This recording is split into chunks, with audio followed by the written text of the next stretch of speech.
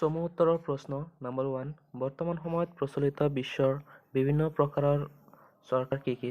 উত্তৰ বৰ্তমান সময়ত প্ৰচলিত বিশ্বৰ বিভিন্ন প্ৰকাৰৰ চৰকাৰ হ'ল কেন্দ্ৰীয় চৰকাৰ, যুক্তৰাষ্ট্ৰীয় চৰকাৰ, সংসদীয় চৰকাৰ আৰু ৰাষ্ট্ৰপতীয় চৰকাৰ।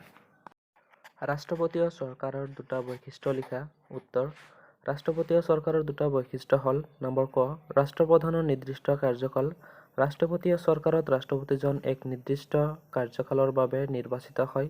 সংবিধান অৱমাননাৰ দোষত তেওঁৰ বিৰুদ্ধে মহাভিযোগ প্ৰস্তাৱ গৃহীত হোৱাৰ বাহিৰে আন কোনো কাৰণত ৰাষ্ট্ৰপতিক তেওঁৰ কাৰ্যালয়ত পদবীৰ পৰা আঁতৰ কৰিব পৰা নাযায়।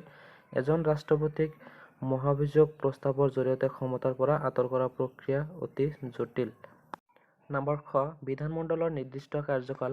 ৰাষ্ট্ৰপতীয় চৰকাৰত বিধানমণ্ডলৰ নিৰ্দিষ্ট কাৰ্যকাল শেষ হোৱাৰ আগতে কোনো কাৰণত ভংগ নহয়। ৰাষ্ট্ৰপতিয়ে বিধানমণ্ডল ভংগ কৰাৰ ক্ষমতা ৰাষ্ট্ৰপতীয় চৰকাৰত নাই।